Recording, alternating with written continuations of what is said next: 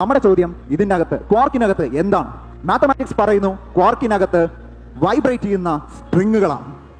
ഇതൊരു തിയററ്റിക്കൽ ഫ്രെയിംവർക്കാണ്, ഇതൊരു തിയറിയാണ്. Single ഡയമെൻഷനിൽ open ലൂപ്പിലും close ലൂപ്പിലും vibrate ചെയ്യുന്ന സ്ട്രിങ്ങുകളാണ് നമ്മുടെ അടിസ്ഥാനം എന്നാണ് ഈ കോൺസെപ്റ്റ് മുമ്പോട്ട് വയ്ക്കുന്നത്. സ്ട്രിംഗ് തിയറി, ഇതിന്റെ പേരാണ് കലാബിയ മാനിഫോൾഡ്. ഇത്തരം ഷേപ്പുകളാണ് എത്ര പ്രപഞ്ചങ്ങളുണ്ടെന്ന് പറഞ്ഞു തരുന്നത്. അപ്പോൾ നമുക്കറിയാവുന്ന ആകെയുള്ള ഒരു പ്രപഞ്ചം എങ്കിൽ ഒരു ഷേപ്പേ വരാൻ പാടുള്ളൂ. പക്ഷെ നമ്മൾ എണ്ണി നോക്കുകയാണ്, മാത്തമാറ്റിക്കലി നമ്മൾ എണ്ണി നോക്കുമ്പോൾ ഞെട്ടിക്കുന്ന നമ്പറാണ്. 1 കഴിഞ്ഞ് 500 പൂജ്യം ഇട്ടാൽ എത്രയുണ്ടോ അത്രയും പ്രപഞ്ചങ്ങൾക്കുള്ള സാധ്യത സ്ട്രിംഗ് തിയറി മുമ്പോട്ട് വയ്ക്കുന്നു.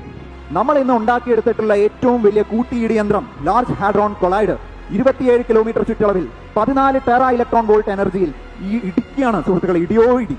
അതിൽ നിന്നും പൊന്തി വരുന്ന കഥാപാത്രങ്ങളാണ് മുമ്പ് ഞാൻ ടേബിളിൽ കാണിച്ചത്, ആദ്യത്തെ ടേബിളിൽ കാണിച്ചത്.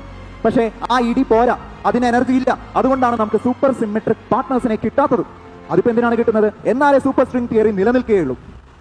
അതായത് 100 കിലോമീറ്റർ ചുറ്റളവിൽ 100 ടെറാ ഇലക്ട്രോൺ വോൾട്ടിൽ ഇടി നടന്നാൽ ഒരു പക്ഷേ അതിൽ നിന്നും സൂപ്പർ സിമെട്രിക് പാർട്ട്നേഴ്സ് പുറത്ത് വരാതിരിക്കാം.